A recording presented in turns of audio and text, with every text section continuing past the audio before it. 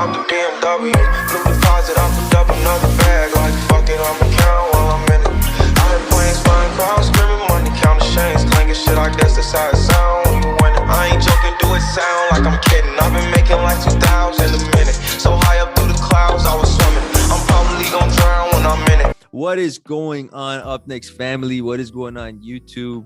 I am so honored and so happy to have Michael here with me, straight from the Popcorn DAO platform and Popcorn DAO. We checked them out on the channel yesterday. We had a video out for you guys that was absolutely incredible, from A to Z of what's going on Popcorn DAO, their roadmap, and obviously their huge listing that's going to be happening as well. So we'll talk about more in that when we get into this interview. But what's going on, Michael? Welcome to the channel. How have you been?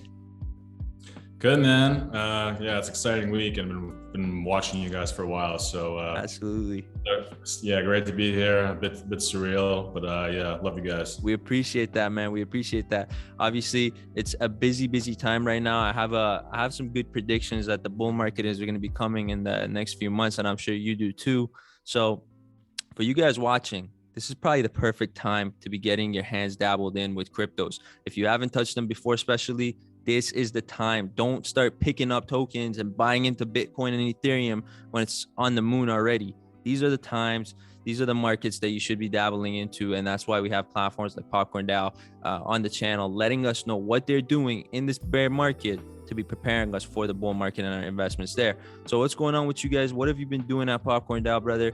And if you want, even tell us a little bit about yourself and your experience before getting into the Popcorn DAO platform.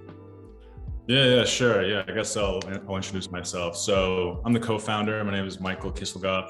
Yep. I guess at this point, I'm a crypto veteran. I've been in the space since late 16 when I read the Ethereum white paper and decided to write my own with my previous business partner. And what that project was, it was focusing more so, it was a biotech focused DAO actually. So right. we worked on some of the first iterations of the NFT before the NFT was the NFT. And we used that as a way to fund and license intellectual property for funding bio research and development projects. So we were a little bit too early to the game, but like we caught the boom in 2017 with Ethereum. So I guess to go back before that, I started my career in finance, used to work at Credit Suisse and banking, then hopped over to SAP.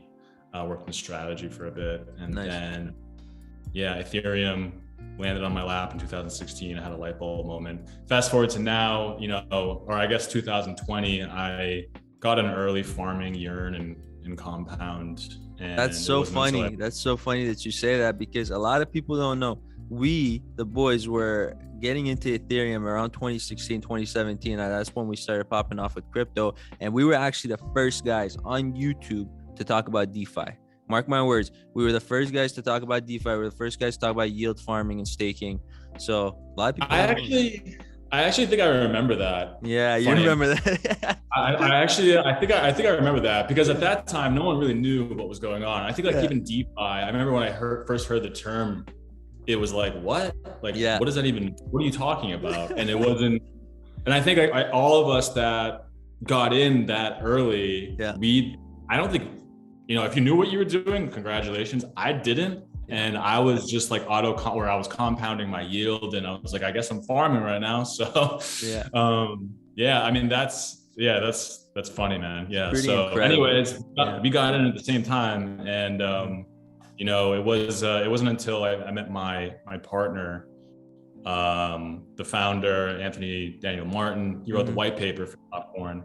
And we actually met in Miami, funny enough. We were both living in Berlin, and we were recommended by a mutual friend to meet in Miami because we were both in the space. And I was actually trying to get out of crypto because I was, mentally, I guess, like exhausted with the whole space. Yep. Ironically, in retrospect, there was no way I was getting out. And so this happened, and I met Anthony. He walked me through what I had understood at the time as like a yearn for good, meaning that it was a yield aggregator where you could deposit your crypto, and simultaneously donate to nonprofits. So that in a nutshell is Popcorn. I'll go into it a bit more, but that's I thought it was like a simple idea yet huge. And right now we're about to list on MEXC. Incredible things. Yeah, and the protocol is live, and there's a lot of great things coming for Popcorn right now. Yeah. Now you tell me. So you and Alex came together out from Germany to Miami to link up and get things done. But what about the rest of the team? How did the rest of the team come together? How was that experience of you guys building the team to what it is right now for the Popcorn DAO team? Right. So Anthony and I met in January of 2021. We quickly decided to work together, and then we actually went into a few hackathons. So we were in ETH Global, we were in a Chainlink hackathon, and we were actually taking home prizes. So we put together the team in those hackathons, and that's like my recommendation for anyone in crypto or wants to start a Web3 crypto DeFi project, what have you. That's where you find your talent. So that's a great recommendation, actually. Yeah, so we built the beneficiary governance, I guess MVP at that point, which is completely different now. But that attracted people. We raised a few private rounds from some serious reputable venture capital, and that goes a long way. I mean, you just attract good people kind of just by building and constantly being out there. I mean, we're going to a lot of events, and I think ultimately too that the idea of giving back while you're doing resonated with a lot of people. That's it. And that's what I really, really like about what the platform is doing for not just the holders, the token holders, but going above and beyond that and giving back is a huge factor, and being part of the utilities. Now, we talked a little bit about the overall of Popcorn DAO, but what about more about the utilities? Can you tell us a little bit more about the utilities, about the yield, the staking, the farms, all sorts of stuff, and how they're working in conjunction right now to make the platform run smoothly? Yeah, sure. So just to take a step back before I go into the utility of the POP token, to really illustrate what it is what Popcorn is, it's a multi-chain DeFi wealth manager offering exposure to liquid asset strategies that simultaneously fund nonprofits and social impact organizations. Incredible. That's determined by Popcorn DAO and at no additional cost. So we make it super easy for you to deposit your crypto, optimize your yield, and create positive global impact at the same time. And we do it on Ethereum primarily, but we're also on Polygon, Arbitrum, and BNB. So, and just another thing I wanted to bring up, because a lot of crazy things have happened in 2022 with let's shine a light on Three Arrows Capital, Voyager, Luna. I think now it's more important than ever to really reinforce the first principles of blockchain. So the fact that you are decentralized, the fact that it's non-custodial, the fact that we're using a blockchain that is trustless. You don't have to trust Popcorn. You don't have to trust us to do anything. Keep your private keys. If you want to participate, you can. You know that the chain is validating all of your transactions 1,000-fold over a distributed ledger.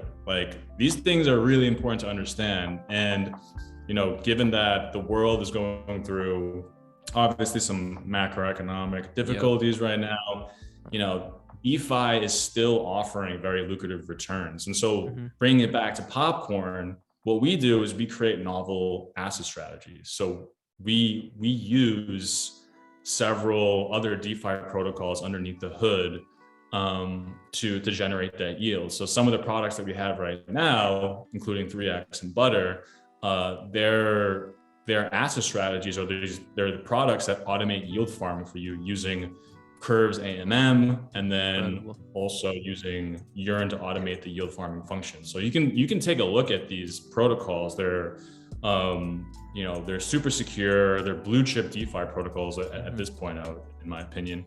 And that's kind of how we built out the team too. We wanted to have a team that was able to create smart contracts that plugged into these protocols. And I would say like what we've done is, I would say more on like the sophisticated side. So the USP for Popcorn is that we take a portion of the fee that you would typically pay another DeFi protocol for generating yield on your crypto, and the Popcorn DAO determines where those fees go. So you asked about the utility of POP. So here it is. You need POP to participate in beneficiary governance, in grant elections, and you can also vote or help adjust the smart contract parameters. So the token is very much designed off of Curve's token, which means you know, at the moment you can lock the POP token. You need to do that by first staking, and then you can participate in our governance. So in theory, you know, the demand to participate in a protocol like Popcorn will continue to grow, and thus, you know, prop up the utility of the token. Absolutely. I love it. I love the sophisticated part of it, and how much work you guys have actually put into putting this project together, which brings me on to my next question. What has been the toughest roadblock for you guys in this journey, not just in the crypto space, but specifically in this journey of getting POP to where it is now? Because I know that you guys have a pretty decent sized community now. You guys have a good POP in the space right now, no pun intended. But what has been some of the roughest parts and roadblocks as far as FUD and different things that we get to see happen in the crypto space?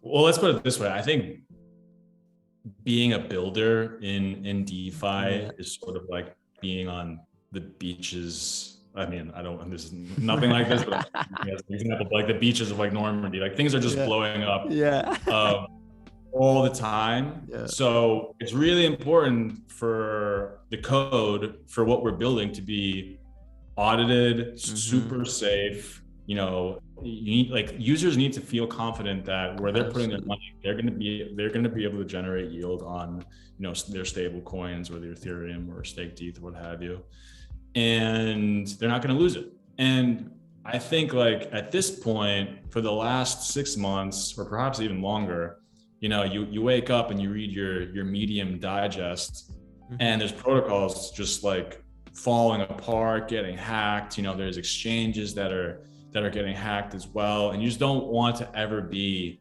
in, you know, that headline, right? So it's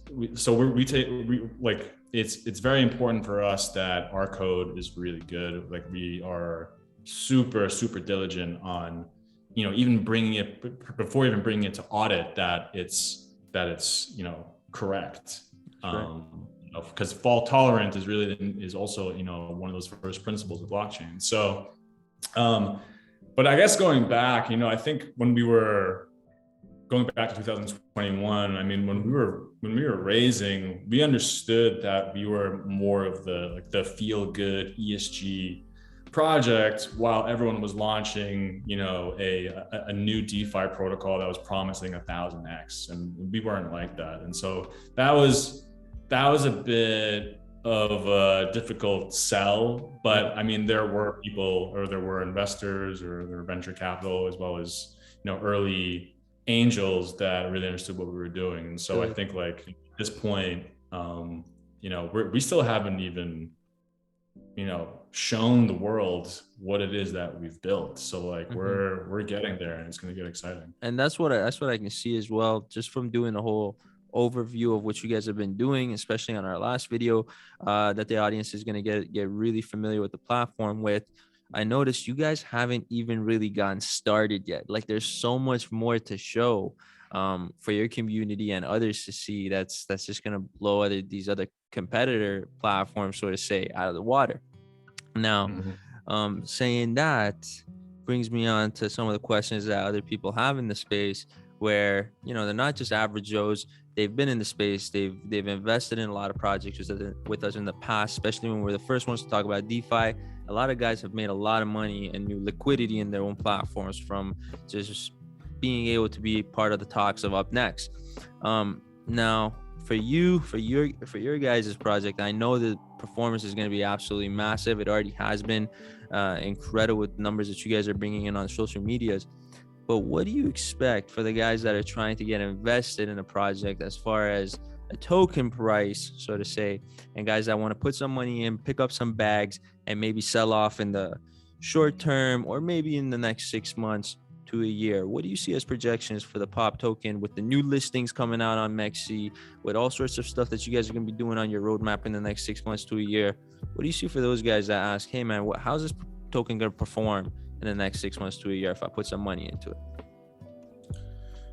So the way I would look at it is this way. So if you buy POP, you can stake POP, and the fees that you'll be paying, which aren't really so much now. However, as volume increases and more people buy POP, the more fees we'll be able to generate. So you essentially know, just by virtue of holding POP or even buying POP, that you are giving back to nonprofits and social impact organizations that also matter to you. Like you can propose these beneficiaries, we call them beneficiaries, to the DAO, and we can fund them.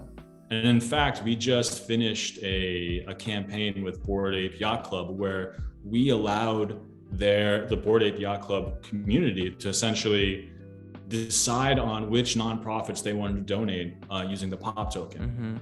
And we actually haven't even announced that yet, because we finally actually donated to some of the nonprofits. Nice. But that is the thesis, is that by virtue of holding POP, by virtue of using POP, by virtue of using Popcorn, that there's a part of this that's actually going to do some good for the world.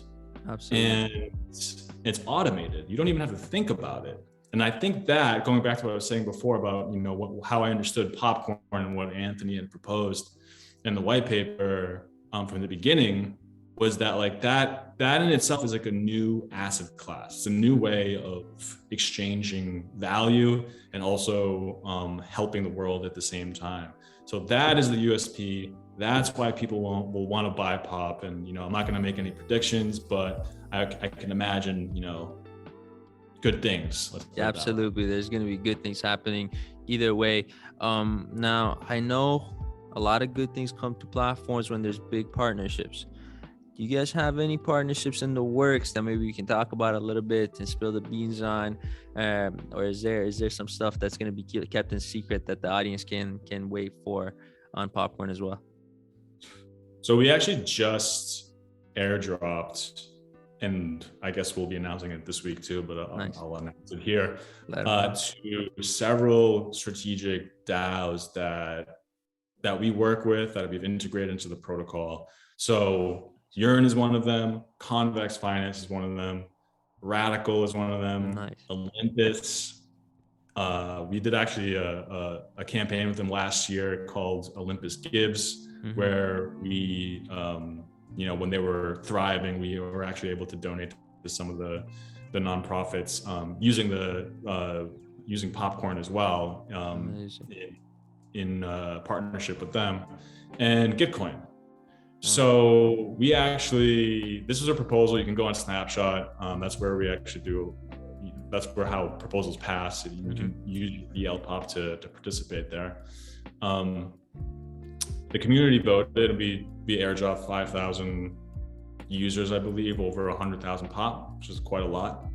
And we just grew the DAO by that much. And given that community is such a huge part of any Web3 project, clearly Popcorn, our community, is super important to us. We want as many people on board that are not only active in Web3 and DeFi, know how to go about their business and providing liquidity and protocols, but also using utility tokens, governance tokens to vote. This is really important to us. So that's one thing that I guess I'm announcing here right now. Nice. Some other partnerships that we have been a part of, or we set up, we're with Bankless. We're actually creating an educational video series with them as we speak. And, right now, I would say there's a lot of regenerative finance protocols or projects out there that we speak to all the time, including Clean the DAO, many others. I mean, I think when we came out in 2021, there were a lot of, let's say, ESG focused projects that, weren't necessarily doing the same thing as us, like using DeFi to do good. But I mean, we're addressing, carbon emissions. There's and we all work together. So it's a promising future, I would say, for anyone that is in the more like impact focused arena in DeFi and crypto. And so, that being said, there are some things in the works that I can't really announce right now, but that will be coming in the future. But yeah, it's exciting times for Popcorn, and so I would just keep close attention. Super nice. That's super nice things that you guys have going on. Honestly, a lot has, and that's what I see a lot of times in the space. We looked at over 850 projects in 2022 alone. So we've looked at a lot of projects this year and last year as well, which brings me on to thinking about, a lot of people say they claim they're doing all these things on their roadmap. A lot of projects you see these days claiming these ridiculously high yield numbers, so on and so forth. But having you on the channel, first of all, given that transparency to the project, huge shout out to you guys for that. And, being able to put your face behind the project means a lot. A lot of people aren't doing that in the space these days. So huge shout out to you guys for that. And on top of that, actually telling us so much about the work you guys are doing behind the scenes, because that's what the community isn't seeing. Again, puts a lot of good nerves into people for what's going to be happening for the project, and gives us a pretty good idea of all the great things that's going to be coming to the platform.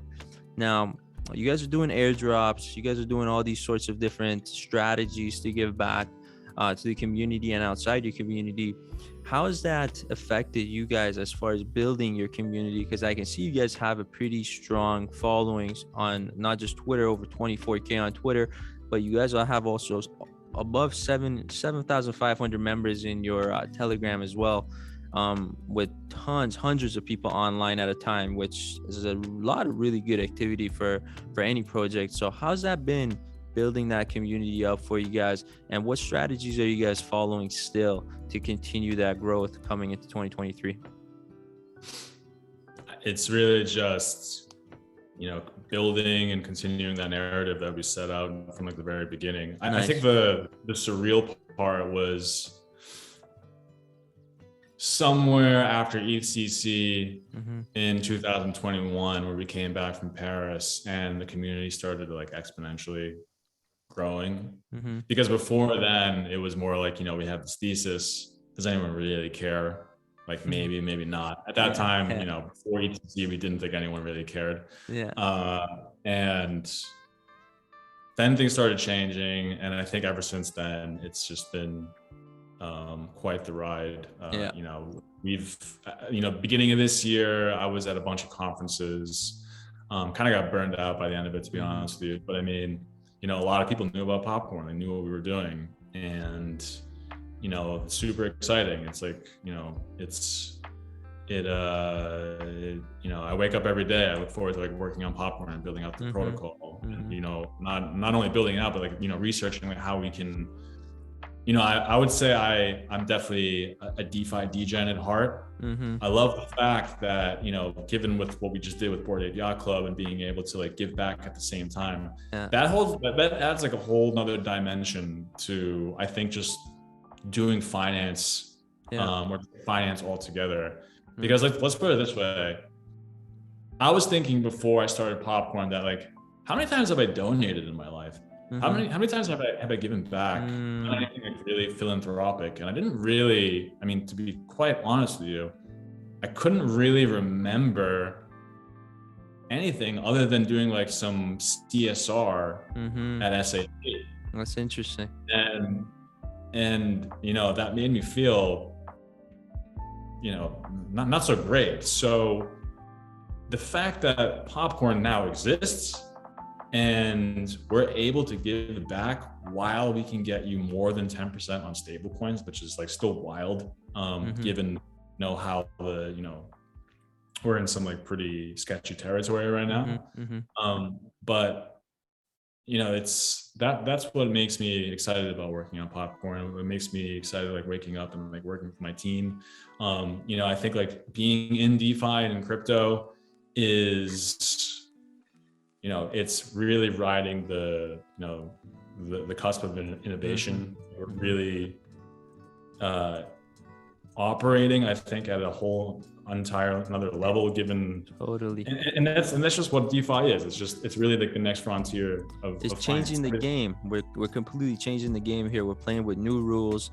We're playing in a whole different space, and we've become accustomed to it now. You've been around so long, just like we have, that you've burnt out. You've been part of the roller coaster, and now you're back with full force, and it's incredible to see. I see that same drive that I see in you and what we've done for ourselves and all the projects that we worked on. So it's amazing to see that. It makes me want to follow you guys and really find out what's going to be happening in the next couple of weeks to months. But I really like the factor of when you came back and you looked at things from the outside and said, like, when was the last time I donated or I gave back? In my other jobs, which is really incredible. And I've heard a wise man once say that money doesn't buy happiness, and he said it does, as long as you give it up. Which is pretty interesting. Which is really interesting to see that you guys are doing that kind of with your project as well, which is really, really nice. So huge shout out to you guys for that, man. I really even appreciate you guys taking the time out of your day, because I know especially guys like yourselves super busy moving things behind the scenes for projects. But for you to get on the channel and give us your time, it's always appreciated. And if you have anything else that you want to tell us as far as news and updates or anything else that's coming out, I know in the next 24 hours we got the MEXC global listing, which is going to be a huge thing for this platform, guys. If you're not following that, Popcorn DAO listing on MEXC global tomorrow. That's going to be the 27th of September. All the links will be in the description below for you guys to check that out. Mark it in your calendars right now. But if you have anything else you want to tell the audience, let us know, Mike. Yeah, MEXC, huge listing, over $1.5 billion, 1.5 billion in volume a day. So It's going to have a much more exposure for the POP token. You can also go on Uniswap right now and pick it up. There's a POP USDC pair. That's probably the best. That's probably the best time to pick it up right now, boys, before it pumps on MEXC. So go pick it up right now. Yeah, exactly. So, and then if you actually want to add liquidity to the pools, you can take that LP token and bring it to Popcorn. There's more listings coming up, but I can't talk about it, signing and dates and whatnot. So, this year has been very busy for us. We've been a bit under the radar purposefully. And now that the protocol is live, we just went through a rebrand. So by the way, we used to have cats and popcorn all over our website. Then we decided that perhaps the institutional investor might be more confident with like more slick fintech. I like that. I like that thinking. So we changed the vibe up a little bit. But yeah, just follow us on Twitter, on Discord, get in there. That's where all of our announcements, we post our announcements in there, and just prepare yourself for the MEXC listing. Absolutely, man. Thank you so much again for joining us on the channel, Mike. Hopefully we have you back on the channel very soon. I know we really like this platform, guys. We really like Popcorn, and we're going to be, probably bringing them up to the channel over and over again with different updates and different things that's going to be happening in the near future. So hopefully we get a chance to bring you back on the channel with some more updates to talk to our audience, man. Appreciate you. Let's do it. All right, brother. Cheers and good luck with everything. We'll see you next time. Thanks. Bye.